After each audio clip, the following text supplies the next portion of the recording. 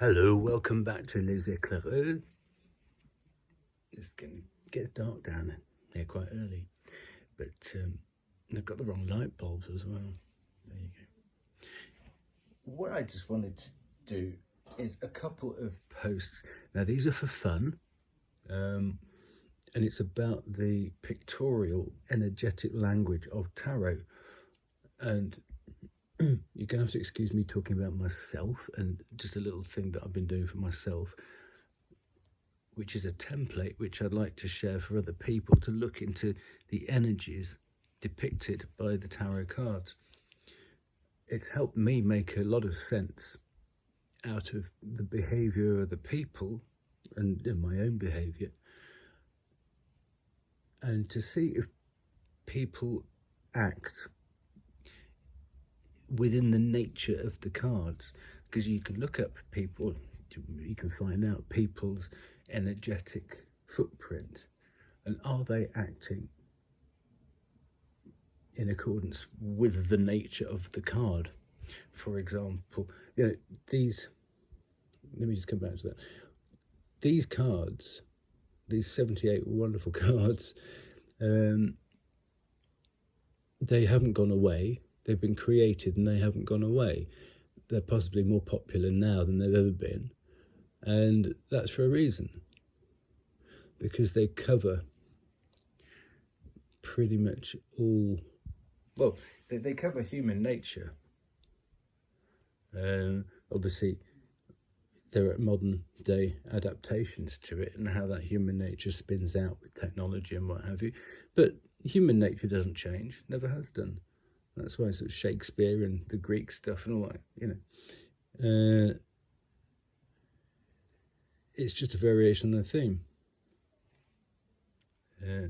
They say that if you boil them down, there are only really 7 stories that will ever be told.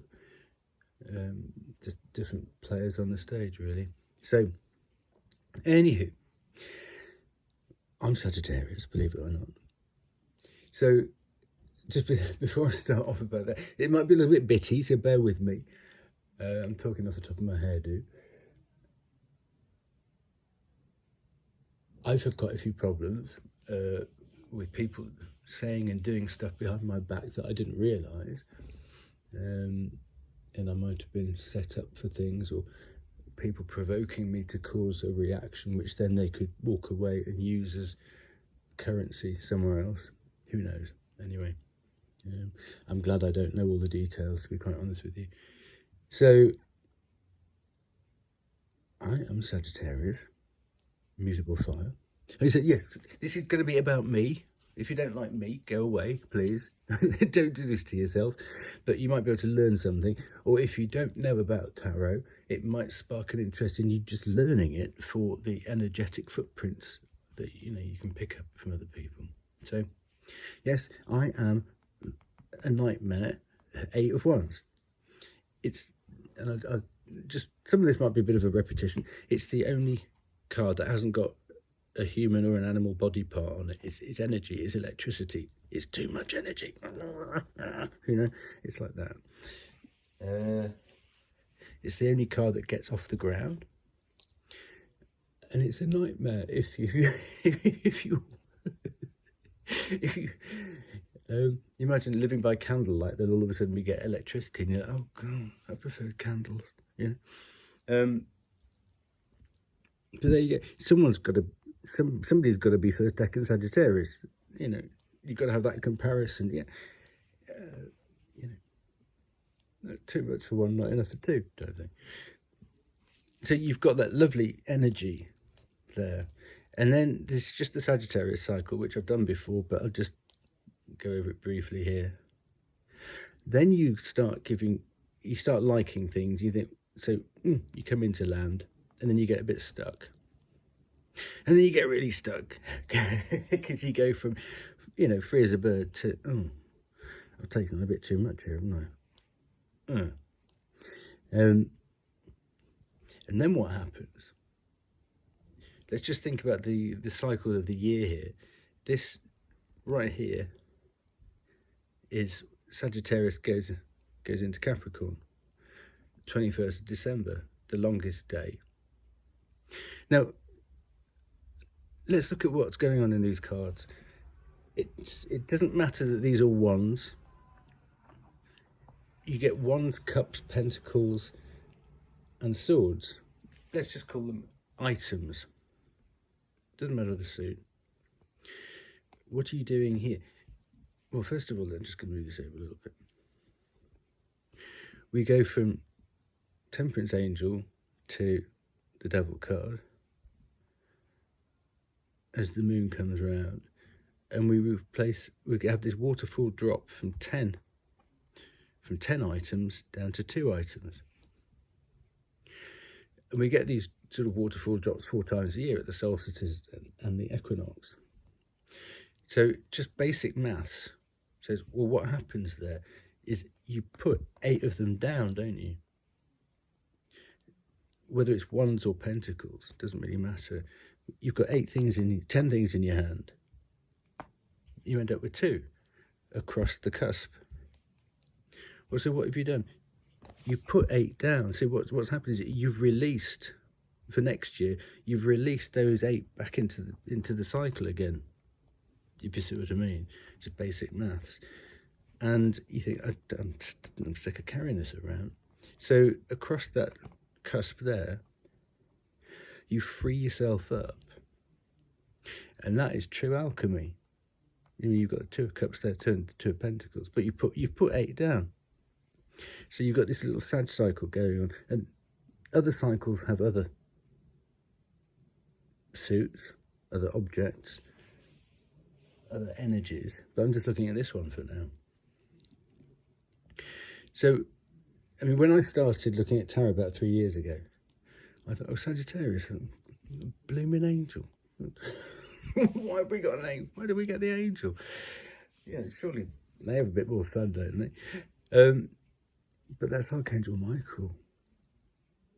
I mean, Archangel Michael in a card, and you don't realise that straight away. But actually, in the whole of tarot, in all of 78 cards, it's one of the most interesting cards. Now, just going back, let's just stick with Sagittarius for a moment.